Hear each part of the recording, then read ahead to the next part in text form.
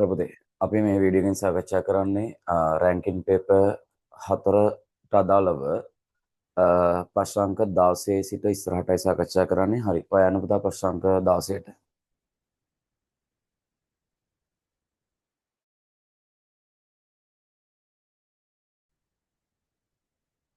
හරි. බලන්න පුතා. ව්‍යාපාරයක 2022 මාර්තු 31 අවසන් වර්ෂය තුල ගබඩාව තුල සිදු තොග විචලනය වෙච්ච ආකාරය වාට දීලා තියෙනවා. රයිට්. ඔයගෙන් අහන්නේ මොකද්ද බලන්න පුතේ. ප්‍රශ්න අංක 16 සහ 17 කියන ප්‍රශ්න දෙකටම පිළිතුරු ලියන්න කියන්නේ මේ තොරතුරු භාවිතා කරලා. රයිට්. බලන්න ඔයගෙන් අහන්න ප්‍රශ්නේ මොකද්ද කියලා. ඔයගෙන් අහන්නේ පුතේ මේ මාර්තු මාසයේ විකුණුම් පිරිවැය කීයද කියලා අහනවා. ඒ වගේම විකුණුම් ආදායම කීයද කියලා අහනවා. ඒ වගේම 17 වෙනි ප්‍රශ්නෙන් අහනවා පුතා වසර අගදිනට තියෙන තොගයේ පිරිවැය. රයිට්. එහෙනම් බලන්න පුතා කොහොමද මේකේ තොග විචලනය වුනේ කියලා. රයිට්. අපිට ලැබීම් ටිකක් දීලා තියෙනවා, නිකුත් කිරීම් ටික දීලා තියෙනවා පුතා, ශේෂය දීලා තියෙනවා. හරි. එතකොට මම ගන්නම්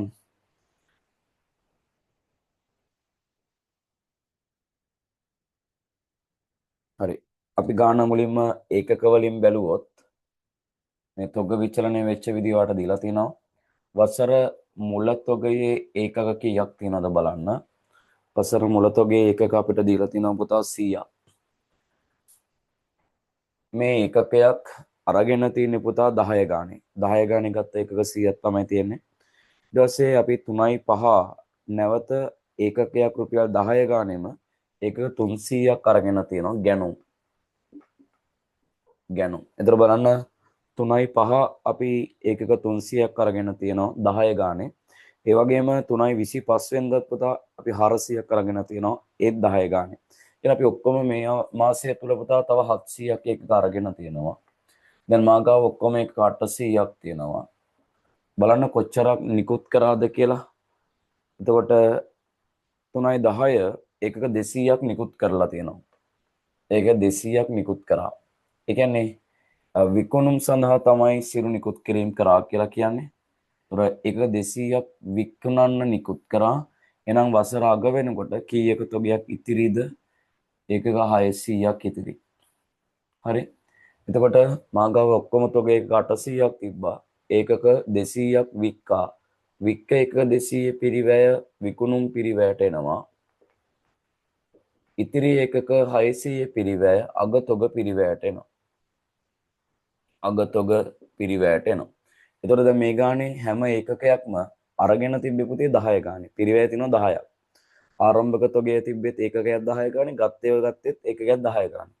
එතකොට ඒකක එක පිරිවැය තියෙනවනේ 10ක්. ඒතර ඒකක 200ක පිරිවැය. ඒක 200යි ඒකක එක පිරිවැය 10යි. එතකොට වික්ක ඒකක 200 පිරිවැය 2000යි. ඒ කියන්නේ විකුණුම් පිරිවැය යනවා 2000ක්. හරි. අගතොගේ ඒකක 600ක් ඉතිරි ඒකකයක් 10ක පිරිවැයක් යටතේ තමයි ගත්තේ. ඒතර අගතොගේ පිරිවැය යනවා පුතා 6000ක්. අගතොගේ පිරිවැය යනවා පුතා 6000ක්. හරි. රයිට්. ඊට පස්සේ අපි විකුණුම් ආදායම අහනවා. පොඩ්ඩක් බලන්න මේ ඒකකයක් අපි වික්කේ කීය ගානද කියලා දීලා ඇති. ඒකේ වික්කේ කීය ගානද බලන්න. ඒකේ 30 ගානේ තමයි වික්කේ. එතකොට මේ ඒකක 200ක් අපි වික්කා. ඒකක 200 පිරිවැය විකුණුම් පිරිවැයට එනවා. ඒකක 200 විකුණුම් මිල විකුණුම් ආදායමට එනවා. මේක 200 ඒකකයක් වික්කේ අපිට කියන්නේ 30 ගානේ වික්කා කියලා. හරි. එතකොට 30 ගානේ වික්කා නම් අපේ විකුණුම් ආදායම බවට පත් වෙනවා පුතා 6000. හරි. විකුණුම් ආදායම බවට පත් වෙන්නේ එතකොට 6000යි. හරි. අපෙන් අහන ප්‍රශ්නේ බලන්න. 16 වෙනි ප්‍රශ්නෙන් අහන්නේ පුතා විකුණුම් පිරිවැය 2000යි. විකුණුම් ආදායම 6000යි. ඒ අනුව 16ට උත්තරේ 4. රයිට්. බලන්න පුතා 17න් එහුවේ මාසය අග දිනට තියෙන තොගේ පිරිවැය කීයද කියලා. ඒතර අග තොගේ පිරිවැය යනවා පුතා 6000ක්. උඩට උත්තරේ 5. පුතා 16ට උත්තරේ 4. 17ට උත්තරේ පුතා 5. 14 උත්තරේ 5. හරි. ඔය යන පුතා ප්‍රශ්න අංක 18ට යන්න. හරි. බලන්න පුතා ප්‍රශ්න අංක 18 සහ 19ට පිළිතුරු ලියන්න මේ තොරතුරු භාවිතා කරන්නලු. පහත තොරතුරු අජිත් පොදු සමාගමට අදාළයිලු. වගෙන් 18 වෙනි ප්‍රශ්නෙන් අහන්නේ පුතේ. මේ අවුරුද්දේ මුළු ආදායම කීයද මුළු වියදම කීයද කියලා රයිට් බලමු. මුළු ආදායම සහ මුළු වියදම. ඒතර ආයතනයේ මුළු ආදායම හැදෙන්නේ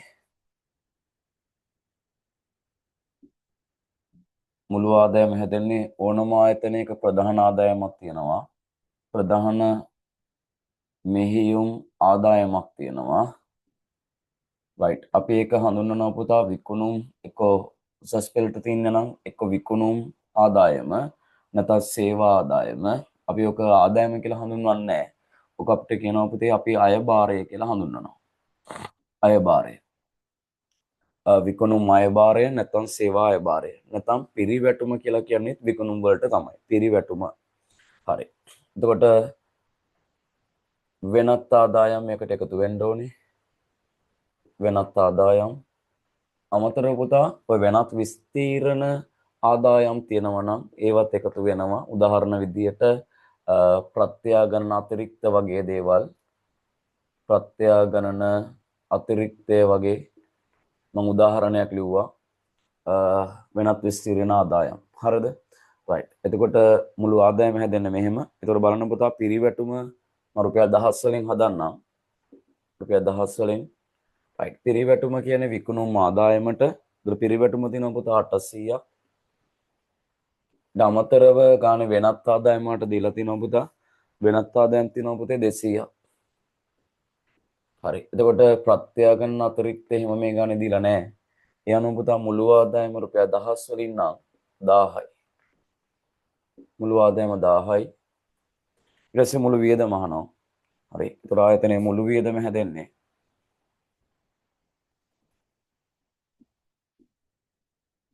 ඕනම ආයතනයක තියෙනවා පුතා ප්‍රධාන මෙහෙයුම් වියදම. ප්‍රධාන මෙහෙයුම් වියදමක් තියෙනවා. ඊට අමතරව පුතා වෙනත් වියදම් තියෙනවා. වෙනත් වියදම් තියෙනවා. ඒතර ප්‍රධාන වියදම වෙන්නේ ප්‍රධාන ආදායම් විකුණුම් අයභාරය නම් ප්‍රධාන වියදම වෙන්නේ විකුණුම් පිරිවැය. ප්‍රධාන ආදායම සේවා ආදායම නම් ප්‍රධාන වියදම වෙන්නේ සේවා පිරිවැය. ඒතර විකුණුම් හෝ සේවා පිරිවැය තමයි මෙතනට එන්නේ. රයිට්. ඊටමතරව වෙනත් වියදම් තියෙන්න පුළුවන්. හරි. බලන්න ගානේ පුතේ. ප්‍රධාන වියදම විකුණුම් පිරිවැය 300යි. ඊටමතරව පුතා වෙනත් වියදම් තියෙනවා පුතා. පරිපාලන හා බෙදා හැරීමේ වියදම් 80ක් තියෙනවා. ඒ අනුව පුතා මේක එතනේ මුළු වියදම 380ක් තියෙනවා. මුළු වියදම 380ක් තියෙනවා. හරි. රයිට්. ඒ අනුව පුතේ මුළු ආදායම 1000යි මුළු වියදම 380යි. ඒ අනුව උත්තරේ 4. 18ට උත්තරේ 4. හරි. ඊළඟ යන්න පුතා ප්‍රශ්න අංක 19ට. සමාගමේ ලාභය කීයද අහනවා. ඒ වගේම දල ලාභ අනුපාතය කීයද කියලා අහනවා. ලාභය සහ දල ලාභ අනුපාතය. රයිට්. එතකොට බලන්න. ඔතන ලාභය හොයනකොට දැන් අපි මුළු ආදායම ගන්නේ මෙහෙමනේ. හැබැයි ඔය මුළු ආදායම ගන්නකොට මේ ප්‍රධාන ආදායම ලාභය හොයන්න ලාභට ගන්නවා. වෙනත් ආදායම් පුතා ලාභය හොයන්න ලාභට ගන්නවා. ඒ ලාභට ගන්න මේ ආදායම් දෙක විතරයි. මේ ප්‍රත්‍යාගන්න අතිරික්තයක් එහෙම දීලා තිබ්බොත් ඉස්සරහට ඔයගලන්ට පුතා මේක අපි ලාභ ප්‍රකාශන නෙමෙයි ගන්නෙ. අපි මේක ගත්තේ වෙනත් විස්තීර්ණ ආදායම් ප්‍රකාශනයට. විස්තීර්ණ ආදායම් ප්‍රකාශනයට. හරිද? රයිට්. එතකොට ප්‍රත්‍යාගන්න අතිරික්ත අපි සුද්ධ ලාභය හොයන්න ගන්නෙ නෑ. හරිද? රයිට්. එතකොට ලාභය හොයන්න ගන්න ආදායම් දෙක තමයි මේ තියෙන්නේ. මේ දෙකම වියදම් වල මේ දෙකම ලාභය හොයන්න තමයි ගන්නෙ. මොකද වියදම් ඉක්මනටම ලාභට හඳුනාගත යුතුයි. එතකොට ලාභට හඳුනා ගන්නවා මේ දෙකම වියදමක් ලෙස.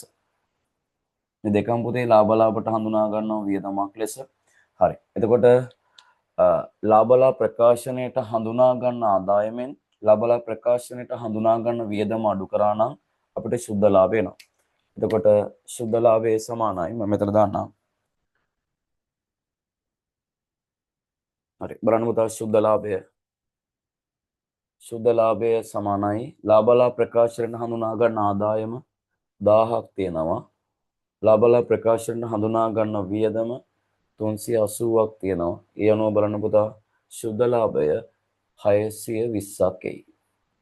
ශුද්ධ ලාභය 620යි. ශුද්ධ ලාභය නම පුතා 620ක්. හරි. ඊට පස්සේ මෙන් අහනවා පුතා දල ලාභ අනුපාතය right. එතකොට දල ලාභ අනුපාතය බලන්න.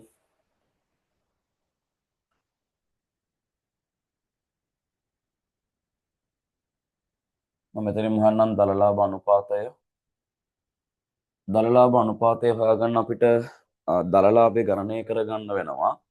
එතකොට දල ලාභය හොයන්නේ ප්‍රධාන ආදායමෙන් ප්‍රධාන වියදම අඩු කරගන්න, විකුණුම් ආදායමෙන් විකුණුම් පිරිවැය අඩු කරගන්න.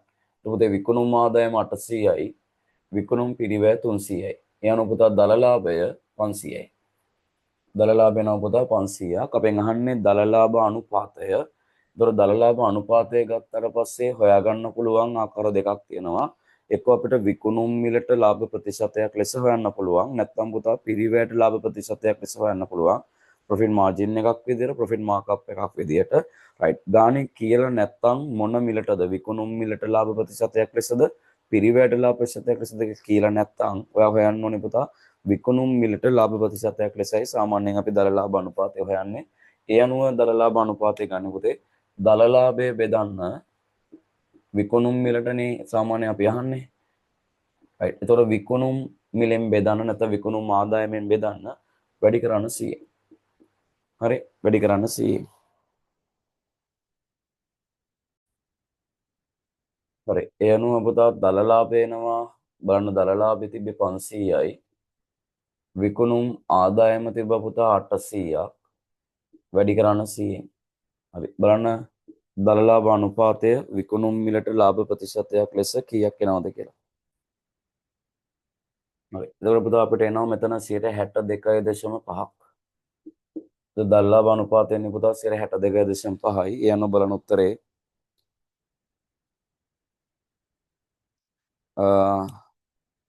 සමාගමේ ශුද්ධ ලාභය අපි ඉස්සෙල්ලා හෙව්වා. දල ලාභය 62.5යි.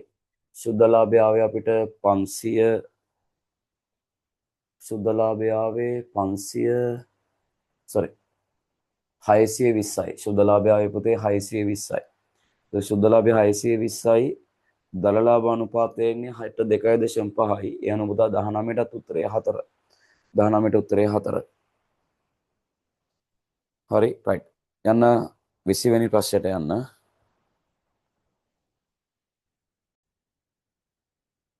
හරි බලන්න පුතා ප්‍රශ්න අංක 20 21 22 කියන ප්‍රශ්න වලට අදාළව පිළිතුරු ලියන්න මේ තොරතුරු භාවිතා කරන්නලු. ඔයාට ආයතනයක මුදල් ගිණුම දීලා තියෙනවා. ඒතර මුදල් ගිණුම හරහා අපිට මුදල් ප්‍රවාහවල වෙනස් වීම ටික හොයා ගන්න පුළුවන්. මුදල් ප්‍රවාහවල වෙනස් වීම ටිකයි දීලා තියෙන්නේ.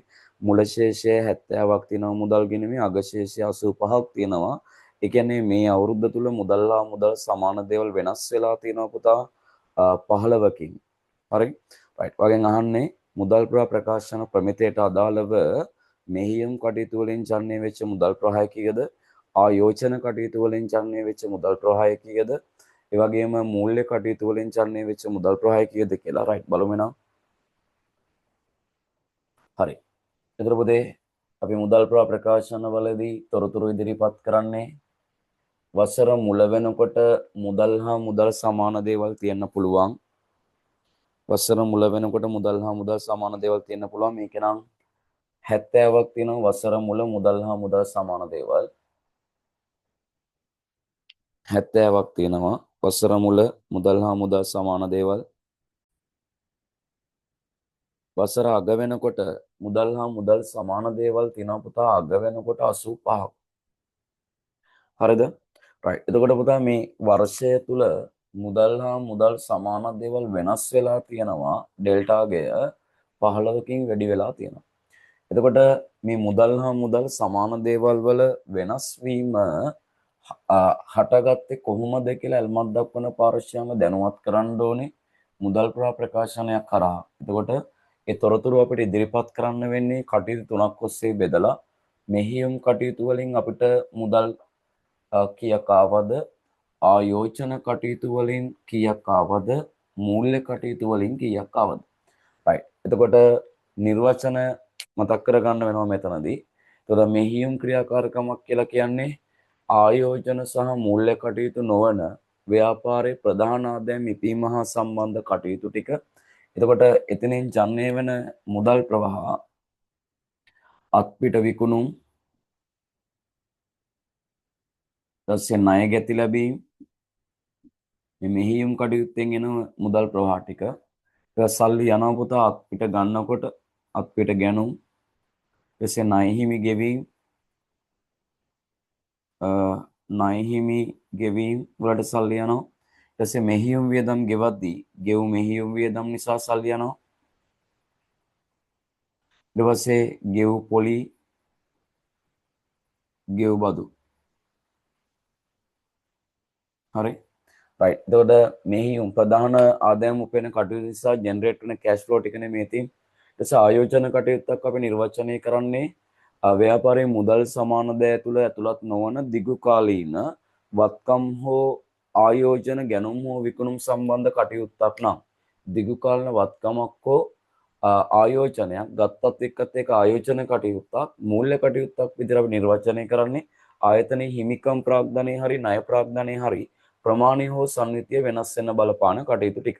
right. එහෙනම් මෙතන මුදල් ප්‍රවාහ ටික අපිට දීලා තියෙනවා යන්න මුදල් ගිණුමට මුලින්ම දීලා තියෙනවා මුදල් ගිණුමට හර වෙලා තියෙන මුදල් ලැබීම් ටිකනේ. ඒතොර විකුණුම්. ඒතොර අපිට විකුණලා සල්ලි ආව කියන්නේ පුතේ ප්‍රධාන මෙහියුම් කටයුත්තෙන් සල්ලි ආවේ 850. ඊට පස්සේ ණය ගැතියන්ගෙන් සල්ලි ලැබිලා තියෙනවා. ණය ගැතියන්ගෙන් 550ක් ලැබුණා කියන්නේ මෙහියුම් කටයුතු වලින් ආපු සල්ලි ඒවා 550යි. ඊට පස්සේ පුතා ලාභාංශ ආදායමක් ලැබුණා. එතකොට ලාභාංශ ආදායමක් ලැබිලා තින්නේ අපි වෙනත් සමාගම් වල කොටස් වල ආයෝජනය කරපු නිසානේ. වෙනත් සමාගම් අපි ෂෙයාර්ස් අරන් තියෙනවා. එතකොට ෂෙයාර්ස් ගන්නවා කියන්නේ ආයෝජන කටයුත්තක්. එතකොට ආයෝජන ආදායමක් ලැබෙනවානේ. ලාභාංශ ආදායම කියන්නේ පුතා ආයෝජන ආදායමක්. එතකොට පුතා මේක ආවේ අපිට ආයෝජන කටයුතු වලින් 10ක් ඇවිල්ලා තියෙනවා. ඊට පස්සේ බැංකු ණය ගත්තාම ඔක ණය ප්‍රාග්ධනයට බලපාන කටයුත්තක්. ණය ප්‍රාග්ධනය වැඩි වෙන්න බලපාන නිසා ඒතර පුතා ඒක මූල්‍ය කටයුතු වලින් තමයි ඒ සල්ලි ටික ඇවිල්ලා තියෙන්නේ. හරිද? right. ඊට පස්සේ යන මුදල් ගෙනුමට බැර වෙලා තියෙන පුතා මුදල් ගෙවීම් ටික. එතකොට මුදල් ගෙවීම් ටික බෙදන්න මේ ක්‍රියාකාරකම් තුන ඔස්සේ මුලින්ම ණය හිමියන්ට සල්ලි ගෙවලා තියෙනවා. ණය හිමියන්ට ගෙවුවා කියන්නේ මෙහියුම් කටයුතු සඳහායි එළියට ගියේ 720ක්. සල්ලි එළියට ගියා මම රින කියලා පෙන්නන්නම් වරහන් ඇතුලේ. ඊට පස්සේ ගෙවිය යුතු කොලී වියදමට සල්ලි ගෙව්වා. ඒ කියන්නේ කොලියට සල්ලි ගෙව්වා. හරි. එතකොට කොලියට සල්ලි ගෙව්වා කියන්නේ මෙහියුම් වියදම. හරිද? කොලියට සල්ලි ගෙව්වා. එතකොට බෙදා හැරීමේ වියදම් තියෙනවා 180ක්. පරිපාලන වියදම් තියෙනවා ඔක්කොම 270ක්. එතකොට අපි ඔක්කොම පුතා වියදම් වලට සල්ලි ගෙවලා තියෙනවා කීයක්ද බලන්න. වියදම් වලට කොලියට ගෙව්වා, බෙදා හැරීමේ වියදම් වලට ගෙව්වා, පරිපාලන වියදම් වලට ගෙව්වා. හරි. එතකොට පුතා ඔක්කොම මුදලින් කීයක් මෙහියුම් වියදම් ගෙවලාද බලන්න.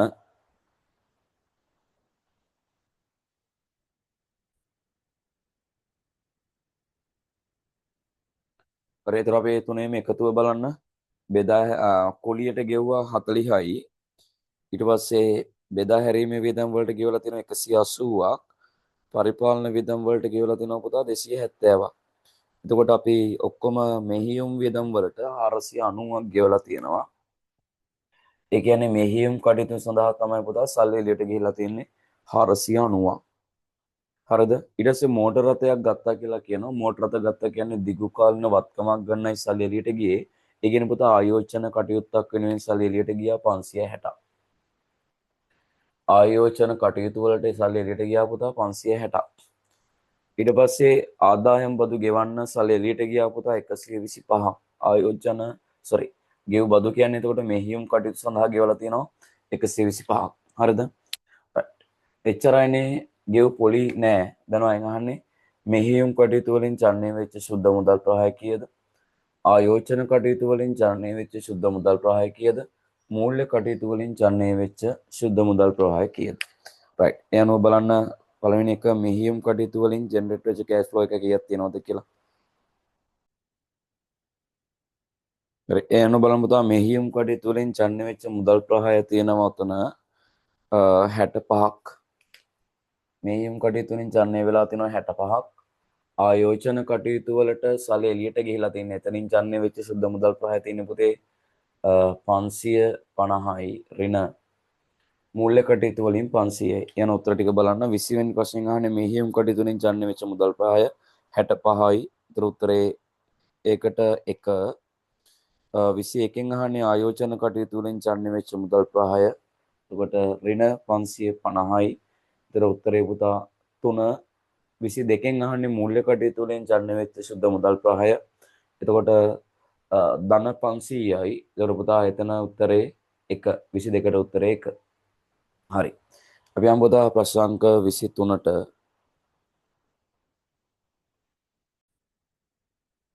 ඉතින් බලන්න පුතේ ප්‍රශ්න අංක 23 24 ප්‍රශ්න වලට පිළිතුරු ලියන මේ තොරතුරු භාවිතා කරන්නලු 2021 3:31 දිනට නිමල් තනිපුද්ගල ව්‍යාපාරයට අදාළ මේ ශේෂ ටික වට දීලා තියෙනවා. 2021 3:31 කියන්නේ ගිය අවුරුද්දේ අග. ගිය අවුරුද්දේ අග ශේෂ කියන්නේ පුතා මේ අවුරුද්දේ මුල ශේෂ. එතකොට මේ අවුරුද්දේ වෙච්ච ගණදෙනු කිහිපයකුත් අපිට දීලා තියෙනවා. වගේ අහන්නේ පුතා මේ ආයතනයේ වසර අග දිනට ප්‍රාග්ධන කීයද හිමිකම කීයද කියලා. රයිට්. එතකොට ගන්නවා තනිපුද්ගල ව්‍යාපාරයක් ගත්තාම තනිපුද්ගල ව්‍යාපාරයේ හිමිකම අපි කොටස් දෙකකට බෙදනවා. අයිතිකරුගේ ස්ථාවර හිමිකම නිරූපණය කරන්නේ ප්‍රාග්ධනය හරහා. ඒතර ප්‍රාග්ධන ගෙනමින් නියෝජනය කරන ස්ථාවර හිමිකම ඒ කියන්නේ පුතේ ප්‍රාග්ධනයට දායක වෙච්ච ප්‍රමාණය. ඒක විතරක් නෙමෙයිනේ අයිතිකරුගේ හිමිකමට එන්නේ. සුද්ධ ලාභ ටික අයිතිකරුගේ හිමිකමට එනවා.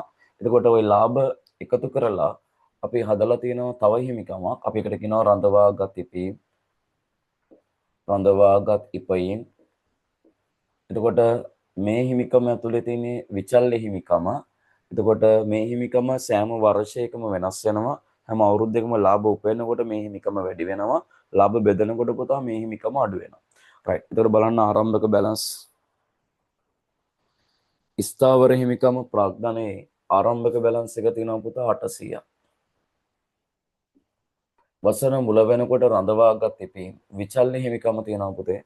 විචල්්‍ය හිමිකම තියෙනවා 750. විචල්්‍ය හිමිකම තියෙනවා පුතා 750. හරි. එතකොට අපි බලමු මේ හිමිකම් කොහොමද වෙනස් වෙන්නේ කියලා. සාමාන්‍යයෙන් වාගේ පේපර් එකේ ප්‍රාග්ධනී ස්ථාවරයි ස්ථාවර ප්‍රාග්ධනයක්. මේ ස්ථාවර හිමිකම. හැබැයි පුතා ඒ කියන්නේ ප්‍රාග්ධනය අපි හැම අවුරුද්දෙම බෙදන්නේ නැහැ. ඒක ස්ථාවර ආයතන අතර තියන්න ඕනේ. හැබැයි සමහර අවස්ථා එන්න පුළුවන් ව්‍යාපාරය පුළුල් කරන්න අතිරේක ප්‍රාග්ධනය යොදවන්න වෙන අවස්ථා. ඒතකොට අතිරේක ප්‍රාග්ධනය යෙදුවොත් කාලයකට සැරයක් මේ හිමිකම වෙනස් වෙනවා. ඒතර අතිරේක ප්‍රාග්ධනය නිසා. අතිරේක ප්‍රාග්ධනය නිසා. හරි. ඊට පස්සේ රඳවාගත් ඉපීම් වෙනස් වෙන්න බලපාන්නේ මේ තියෙන්නේ පෙර වසරවල ලාභ වලින් අයිතිකරුට බෙදන්නේ නැතුව රඳවාගත් ප්‍රමාණය. ඊට පස්සේ මේ අවුරුද්දේ ලාභයක් ආවොත් රඳවාගත් ඉපීම් මේ අවුරුද්දේ ඉහළ යනවා. හරි. සුද්ධ මේ අවුරුද්දේ ලාභය පියවොත් මේක තව ඉහළ යනවා. මේ අවුරුද්දේ අලාභයක් නම් පුතා මේක අඩු වෙනවා. අලාභ වලින් මේක පහළ යනවා. ඒ වගේම තව මේක පහළ යනවා මේ අවුරුද්දේ ලාභයෙන් කොටසක් බෙදනවනේ. එතකොටත් මේක අඩු වෙනවා. එතකොට ලාභ බෙදීම නිසා මේ හිමිකම අඩු වෙනවා. ලාභ බෙදීම. හරිද? හරි. දැන් බලමු ලාභ බෙදීම නිසා මේක අඩු වෙනවා. දැන් බලමු මොනවද වෙලා තියෙන්නේ කියලා. මේ අවුරුද්දේ අතිරේක ප්‍රාග්ධනයේ 300ක් දාලා තියෙනවා. ඒක නිසා පුතා ස්ථාවර හිමිකම 300කින් ඉහළ යනවා. ප්‍රාග්ධනයට දායක වෙලා තියෙනවා මේ අවුරුද්දේ 300ක්. හරි. ඊට පස්සේ අන්න අපිට කියනවා පුතා 2021 4.1 දිනට පැවති මේ තියෙන්නේ වසර මුල දිනට පැවති රඳවාගත් ඉපීම් වලින් 400ක් ප්‍රාග්ධනයට මාරු කරා. ඒ කියන්නේ දැන් අයිතිකරුට බෙදපු නැති ලාභ තියෙනවනේ 750ක්. එතකොට මේ බෙදපු නැති ලාභ වලින් කොටසක් හරිද ප්‍රාග්ධනයට මාරු කරවලු. එතකොට පුතා මේ ලාභ බෙදන එක ආකාරයක් තමයි හරි අපිට පුළුවන් මේ නොබෙදූ ලාභ අපි කියනවා සංචිත ප්‍රාග්ධනයට මාරු කරන්න පුළුවන්. දැන් අයිතිකරු කිව්වොත් බෙදපු නැති ලාභයක් තියෙනවා 750 මට ඔක එපා මේකෙන් මගේ ප්‍රාග්ධනය වැඩි කරන්න. එතකොට ප්‍රාග්ධනය වැඩි කරාම මේ හිමිකම ආයි ගෙදර ගෙනියන්න දෙන්නේ නැහැ අපි. ස්ථාවර ආයතනත් තියෙනවා. එතකොට අයිතිකරු ප්‍රාග්ධනයට මාරු කරන්න කියලා තියෙනවා කීයද? 400ක්. එතකොට සංචිත ප්‍රාග්ධනිත ගත කරා. සංචිත ප්‍රාග්ධනිත ගත කරා. ඒ ලාභ බෙදන එක ආකාරය තමයි ප්‍රාග්ධනයට මාරු කරන්න පුළුවන් මේක. ප්‍රාග්ධනයට මාරු කරන්න පුළුවන්. ලාභ බෙදන එක ආකාරයක් 400ක් ප්‍රාග්ධනයට මාරු කරන්න කියලා කියන්නේ. එතකොට මෙතන රඳවාගත් ඉපීම් වලින් ප්‍රාග්ධනය වැඩි වෙනවා 400කින්. ඒතර එතනදී මුළු හිමිකමේ වෙනසක් වෙන්නේ නැහැ. හැබැයි එක හිමිකමක් අඩු වෙලා තව හිමිකමක් වැඩි වීම තමයි උනේ. හිමිකම වෙනස් වීමක් වෙන්නේ නැහැ එතන. හරිද? විචල්්‍ය හිමිකම අඩු වෙලා ස්ථාවර හිමිකම වැඩි වුණා. හරි. එතකොට අයිතිකරු අතිරේක ව්‍යාපාරයට 300ක් ගෙනාවා. එයාගේ නොබෙදූ ලාභ වලින් 400ක් ප්‍රාග්ධනයට මාරු කරා. එතකොට අපි මේ කියනවා සංචිත ප්‍රාග්ධනයට මාරු කරා. හරි. අපි සමාගම් වල කරනකොට ප්‍රසාද කොටස් නිකුත් කිරීමක් කියන්නේ මේකට. හරි. ප්‍රසාද කොටස් නිකුතුවක් කියන්නේ අයිතිකරුවන්ගේ නොබෙදූ ලාභ තියෙනවා. ඒව භාවිතා කරලා ෂෙයාර්ස් දෙනවා. ඒ කියන්නේ ප්‍රාග්ධනය ඉහළ දානවා. හරිද? right. ඊට පස්සේ බලන්න 600ක් ලාභයට යවවලු. ඒතකොට ලාභ උපයලා තියෙනවා 600ක්. හරි. දැන් ඔච්චරයිනේ වෙලා තියෙන්නේ. දැන් ලාභ බෙදන එක ආකාරයක ඔන්න ලාභෙන් කොටසක් ප්‍රාග්ධනයට මාරු කරන්න පුළුවන්. ලාභෙන් කොටසක් අයිතිකරුවා ගෙනියනවා. එතකොට අපි තනි පුද්ගල ව්‍යාපාරික ඔක කියනවා පුතා ගැනිලි කියලා. ගැනිලි. සමාගමක කියනවා ගෙවු ලාභාංශ කියලා. දැන් මේ ගාන එක නෑ. හරි. දැනතර අපෙන් අහන්නේ වසර අග දිනට ප්‍රාග්ධනය කීයද ස්ථාවර හිමිකම. එතකොට මෙතන 1500ක් එනවා. වසර අගට හිමිකම ප්‍රාග්ධනය. ස්ථාවර හිමිකම 1500යි. හරි. ඉතර බලන්න පුතා වසර අග දිනට විචල්්‍ය හිමිකම කීයද කියලා. රඳවාගත් ඉතින් ලාභ වලින් බෙදන්න නැතුව රඳවාගත් ප්‍රමාණය මෙතන 1350යි 1350යි. එතකොට 450ක් යවන්නයි තියෙන්නේ. නොබෙදූ ලාභ වසර අග වෙනකොට 950ක් එනවා. අග වෙනකොට එනවා පුතා 950. හරි. දැන් අපෙන් අහන්නේ ප්‍රාග්ධනය කීයද? වසර අග ප්‍රාග්ධනය 1500යි හිමිකම. ඒ හිමිකම හැදෙන්නේ ස්ථානික පුද්ගල ව්‍යාපාරයේ හිමිකම හැදෙන්නේ කොටස් දෙකකින්. ස්ථාවර හිමිකම හැදෙනවා ප්‍රාග්ධනය. විචල්්‍ය හිමිකම හැදෙනවා රඳවාගත් ඉපීම් වලින්. මුළු හිමිකම හැදෙන්නේ මේ දෙකේ එකතුවෙන්. විතර බලන්න පුතා මේ දෙකේ එකතුව තියෙනවා 2000 වසර අගට අග හිමිකම තියෙනවා පුතා 2450. 2450යි. එතකොට ප්‍රාග්ධනය 1500යි හිමිකම 2450යි. 23ට උත්තරේ පුතා 3. 23ට උත්තරේ 3. හරි. 24ත් එහෙමම අපි ඒ ප්‍රශ්නෙම නෑ 23 විතරයි මේ ප්‍රශ්නෙන් කරන්න තියෙන්නේ. 23. right 23 වෙනි එකට උත්තරේ තමයි ඔය දීලා තියෙන්නේ. ඒතර 23ට උත්තරේ 3. හරි. යන පුතා 24. එතකොට 24 වෙනි එක මේ ප්‍රශ්නයට අදාළ නැ දෙයක් නෙමෙයි. මේක වෙනම දීලා තියෙන්නේ. එතකොට පොඩ්ඩක් අර උඩ වාක්‍ය ඔයගලන්ට හදා ගන්න වෙයි. ප්‍රශ්න අංක 23 24 ප්‍රශ්න වලට පිළිතුරු ලියන්න කියලා මේකේ තියෙන්නේ. නෑ 23ට විතරයි මේ තොරතුරු වලින් උත්තර දෙන්න ලියන්න තියෙන්නේ. right. එන 24 කියන්නේ වෙනම එකක්. හරි.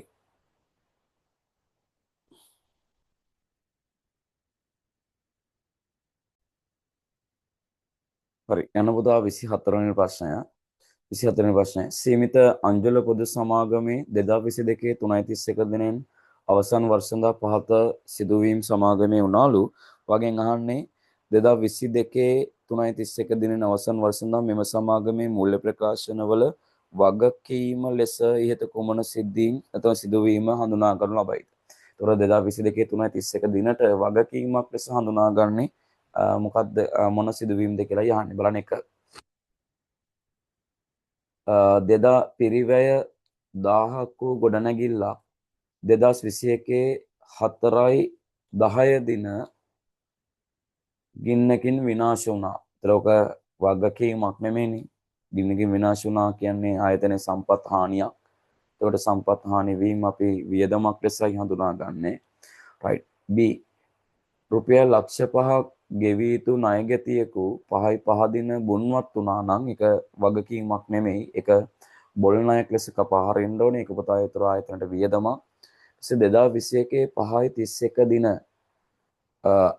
දින ආනයනය කරන ලද මෝටර් සඳහා ගෙවී යුතු රුපියල් ලක්ෂ 4ක බදු ඇස්තමේන්තුව ශ්‍රී ලංකා රේගුව විසින් 6-10 දින සමාගමට දැනුම් දුන්නා. එතකොට අපි ආනයනය කරපු මෝටර රථ වලට ගෙවන්න තියෙන බද්ද කීයද කියලා රේගුව දැනුම් දුන්නා 6-10. එතකොට අපි ඒක ගෙවන්න ඕන දෙයක් ගෙවිය යුතු බදු. ඒක තමයි පුතා වගකීමක් ලෙස අපි ප්‍රසන්ට් කරන්නේ. යන පුතා 24ට උත්තරේ 3. 24ට උත්තරේ 3. හරි. යන 25ට එන පුතා 25 වෙනි ප්‍රශ්නෙට රයිට් බලන්න 25 2022 3:31 දිනෙන් අවසන් වර්ෂඳා සීමිත සමන් පොදු සමාගමට අදාළව තොරතුරු වට දීලා තියෙනවා. විකුණුම් සියලුම විකුණුම් ණය පදනමට විකුණුම් ඔක්කොම 2400යි දලලාභෙ තියෙන 1400යි මේ අවුරුද්ද තුල තොගවල වැඩිවීම 50000ක් තියෙනවා. වර්ෂය තුල ණය ගතියන්ගේ අඩුවීම 40000ක් තියෙනවා. මේ අවුරුද්දේ ණයට ගැනුම් පමණක් ණය හිමියන් සම්බන්ධයෙන් හටගෙන තියෙනවා. ණයට ගත්තා විතරයි. ඒ ණය හිමියන්ට සල්ලි ගෙවලා නැහැ. හරි. මෙම සමාගමේ ගැනුම් සහ ණය ගැතියන්ගෙන් ලද මුදල වෙන්නේ කීයද කියලා අහන්නේ. රයිට්. නම් අපි බලමු. අපෙන් අහන්නේ ගැනුම් ටික අපි දන්නවා අන්තිමටම මාරු වෙන්නේ පුතා විකුණුම් පිරිවැය ගිණුමට. ඒතර විකුණුම් පිරිවැය ගිණුමක් කරා අපිට ගැනුම් වලගේ හොයා ගන්න පුළුවන්. විකුණුම් පිරිවැය. හරි.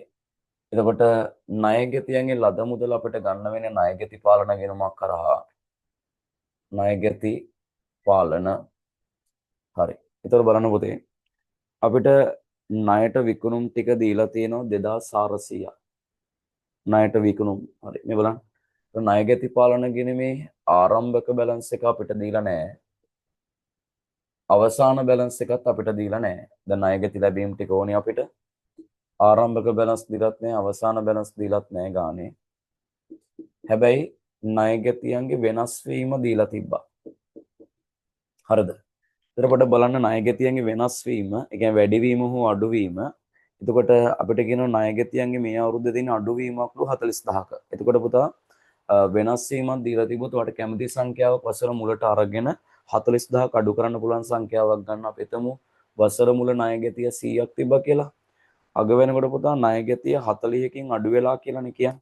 ණයගැතියන්ගේ අඩුවීම 40යි. එතකොට මුල 100යි කියලා ගත්තොත් අග වෙනකොට 40කින් ණයගැතිය අඩු වෙලා තියෙන්න ඕනේ. ඒ කියන්නේ පුතා අග තියෙන්නේ එතකොට 60යි.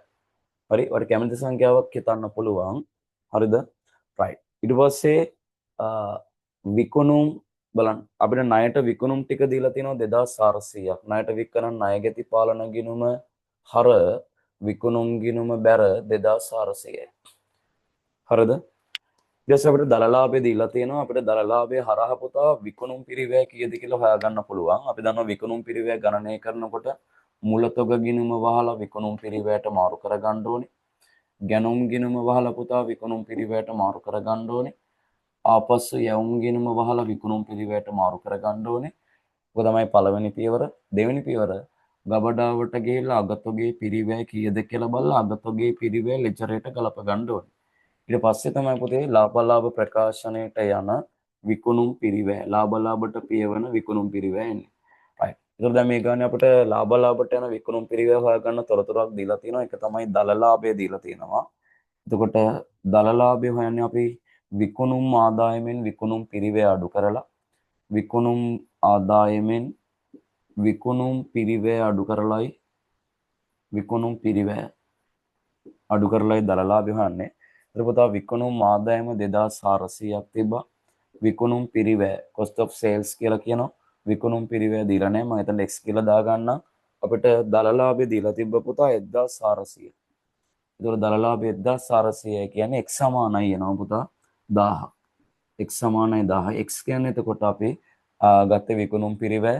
ඒතර ගානේ විකුණුම් පිරිවැය තියෙනවා පුතා 1000ක්. ගානේ විකුණුම් පිරිවැය තියෙනවා 1000ක්. හරි. ඊට පස්සේ අපිට මුලතොග සහ අගතොග කියන දෙක දීලා නැහැ. හැබැයි තොගවල වෙනස් වීම දීලා තියෙනවා පුතේ. ඒතකොට වෙනස් වීම කියන්නේ වැඩිවීමක් මේ ගානේ තියෙන. කැමති සංඛ්‍යාව මුලට ගන්න පුළුවන් අපිට. ඒතකොට අපි වසර මුල තොගය 200යි කියලා ගත්තොත් අග වෙනකොට අග තොගය කීයකින් වැඩි වෙලාද? 50000කින් වැඩි වෙලා 50කින් වැඩි වෙලා. එහෙනම් අග 250ක් වෙන්න ඕනේ. ඔය කැමති සංඛ්‍යාවක් අරන් 50ක් වැඩි ගාන දාගන්න අගට. හරිද? right. ඊට පස්සේ අපිට කියනවා ණය හිමියෝ සම්බන්ධයෙන් තව මොකොත් ගනුදෙනු වෙලා නැහැලු. ආපස්සු යවුම් අපිට දීලා නැහැ. එනම් පුතා මේකේ වෙනසක් පයින්නවා නම් එයා ගැනුම් වෙන්න ඕනේ. හරිද? right. බලන්න එතකොට මේ පැත්තේ 1250යි 1250යි. ඒතර පුතා වෙනස පයින්නවා කීයක්ද? ගැනුම් වලා ගේනවා පුතා 1050. හරි. එතකොට සීළු ගැනුම් ණයට ණයට ගැනුම් වෙනවා පුතා 1050ක්. ඊට පස්සේ ණය ගෙතියන්ට අදාළව වෙලා තියෙන මේ ගනුදෙනු ටික විතරයි. ඒතරම් බලන්න මෙතනින් වෙනස. මෙතන 2500යි 2500යි. එතකොට වෙනස කීයක් එනවද බලන්න?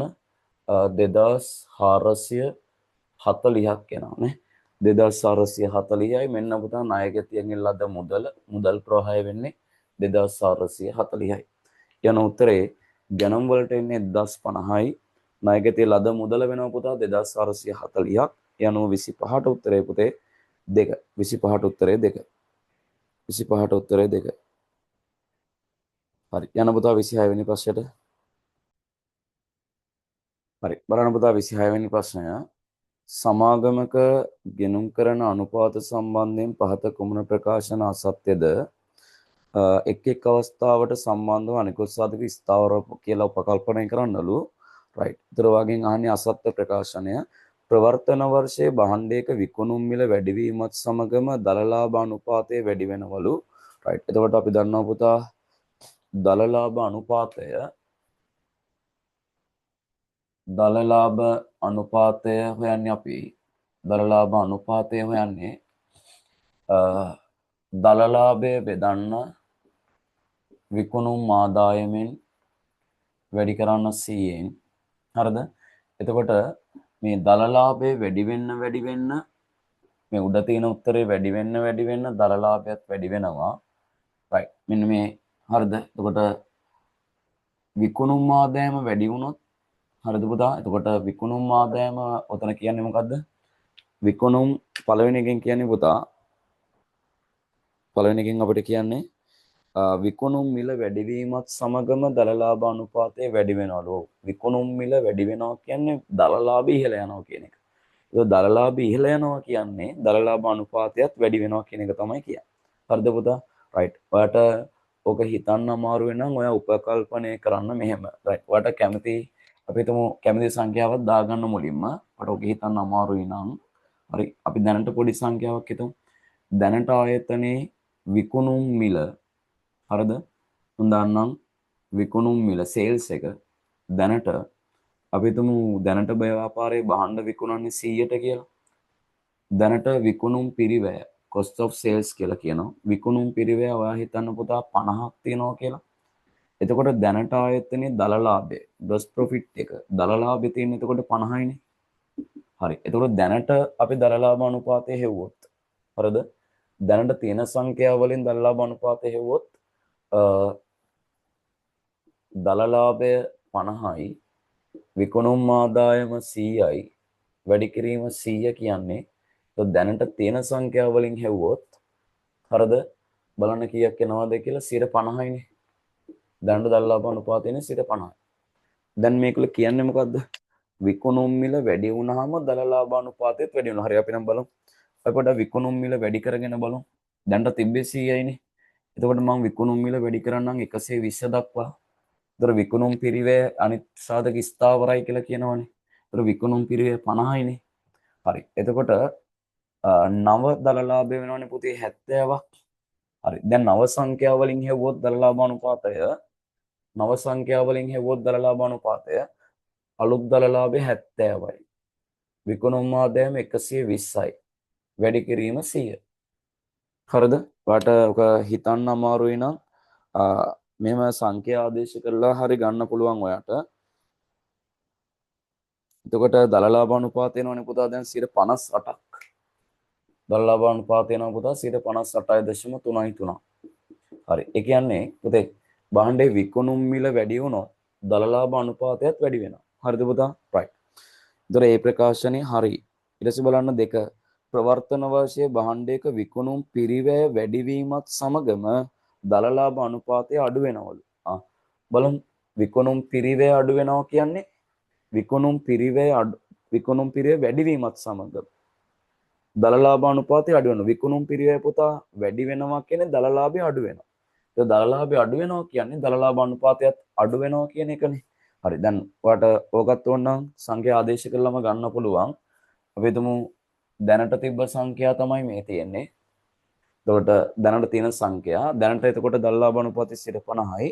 දැන් කියන්නේ විකුණුම් පිරිවැය වැඩි වුණාම දලලාභ අනුපාතය අඩු වෙනවලු. right. එහෙනම් අපි විකුණුම් මිල ස්ථාවරව තියාගෙන දැන් මේව ලියලිය කරන්න ඕනේ නැහැ පුතා. වට මේ හිතා ගන්න පුළුවන් නම් හරි.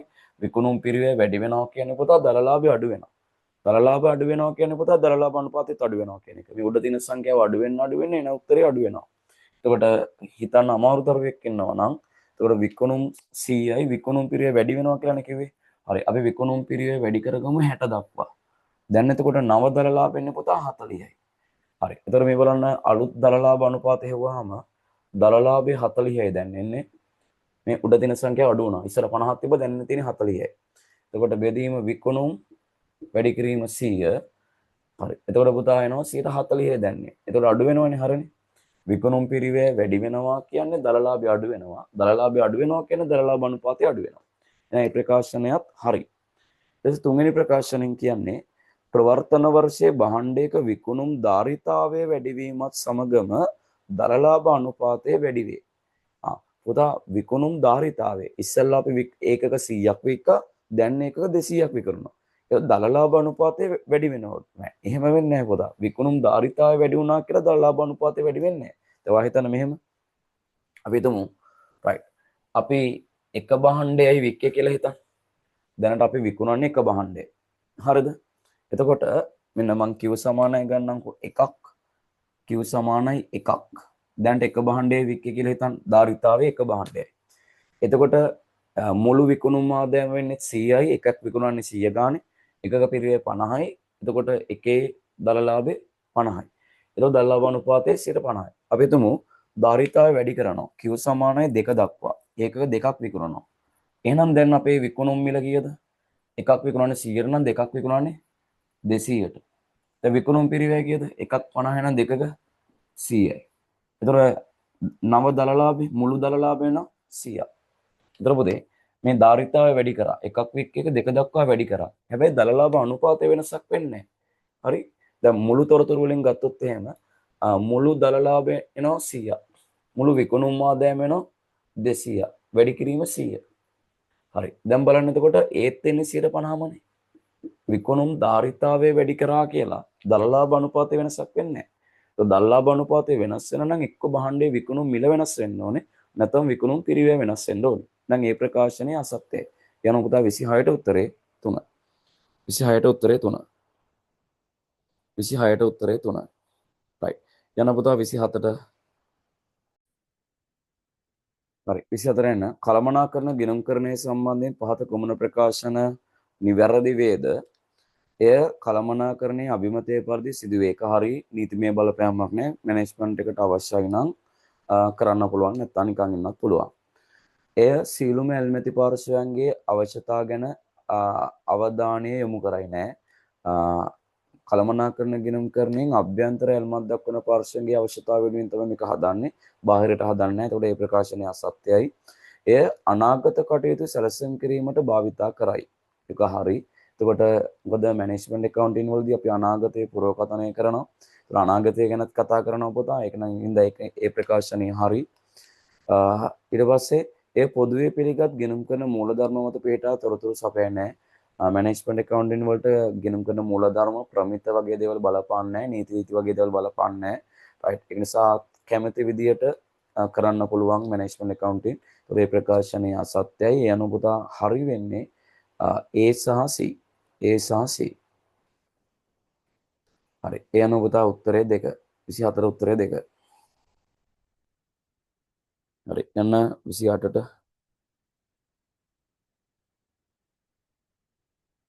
ප්‍රශ්නාංක 28 සහ 29 ප්‍රශ්න වලට පිළිතුරු ලියන මේ තොරතුරු භාවිතා කරන්නලු. සමාගමත් තනි භාණ්ඩයක් විකුණන අතර ඒකකයක් රුපියල් 70කට විකුණු ලබයි. පහත තොරතුරු ක්‍රියාකාරී මට්ටම් දෙකකට අදාළයිලු. ගැනුම් ඒකක ගණන ඒකකයක පිරිවැය. ගැනුම් මේ අවුරුද්දේ අපි ඒක 2000ක් ගත්තා. ඒකකයක පිරිවැය 50යි. අපි විකුණන්නේ ඒකකයක් 70 ගන්න. වසර අග වෙනකොට ඒකක 500ක් ඉතිරි නම් විකුණුම් පිරිවැය කීයද? ඊට පස්සේ අගතොගේ පිරිවැය කීයද? රයිට්. නම් බලන්න. හරි. එතකොට මේ අවුරුද්දේ අපි ගැනුම් මේකක මුලතොග තිබ්බේ නෑ. මේ ඒකක වලින් මම ගාන කරන්න පොතේ. වසර මුලතොග වල ඒකක තිබ්බේ නෑ. මුලතොගයක් තිබ්බේ නෑ. මේ අවුරුද්දේ එකක ගත්තා. ගැනුම් මේකක තියෙනවා පුතා 2000ක්. දැන් මග ඔක්කොම ඒකක තියෙනවා 2000ක්. එතකොට මේ එකක 2000න් ඔබේ යම් ප්‍රමාණයක් විකුණන්න භාවිතා කරනවා ප්‍රධාන වශයෙන්. හරි. යම් ප්‍රමාණයක් ඉතිරි වෙනවා. හරිද? රයිට්. ඊට අමතරව තොග විචලනය වෙන දේවල් තියෙනවා. තොග වෙනස් වෙනවා. තොග පරිත්‍යාග කරන්න පුළුවන්. භාණ්ඩ ගැන්ලි කරන්න පුළුවන්. රයිට්. ඔය ප්‍රධාන වශයෙන් වෙන්නේ මේ දෙක. හරි. දැන් අපිට කියනවා වසර අග වෙනකොට එකක 500ක් ඉතිරිලු. එහෙනම් ඒක කීයක් විකුණලාද? ඒකක 1500ක් වික්කා. හරිද? එතකොට වික්ක එකක 1500 පිරිවැය විකුණුම් පිරිවැයට එනවා. ඒතර ඒක ඉතිරි 500 පිරිවැය අගතොග පිරිවැයට එනවා. අගතොග පිරිවැයට එනවා. හරිද? රයිට්. එතකොට ඒක බලන්න මේකේ විකුණුම් පිරිවැය කීයද කියලා. එතකොට අපි ඒකක 1500ක් වික්කා. ඒකකයක පිරිවැය තියෙන ඒකකයක පිරිවැය 50යි. හරි. දැන් බලන්න මේක 1500 වැඩි කරලා බලන්න 50න් අපිට කීයක් මේකේ විකුණුම් පිරිවැය එයිද කියලා. විකුණුම් පිරිවැය. හරි. එතකොට මෙතන එනවනේ පුතා 75000ක් විකුණුම් පිරිවැය. එතකොට අගතොගේ පිරිවැය ඒකක 500ක් ඉතිරි ඒකකයක පිරිවැය 50යි. එතකොට එනවා පුතා 25000ක්. හරි. දැන් අපෙන් අහන්නේ 75000යි 25000යි උත්තරේ. හරිද? විකුණුම් පිරිවැය 75000යි අගතොගේ පිරිවැය මෙතන එනවා පුතා 75000ක්. මෙතන එනවා 25000ක් අගතොගේ පිරිවැය. හරිද? රයිට්.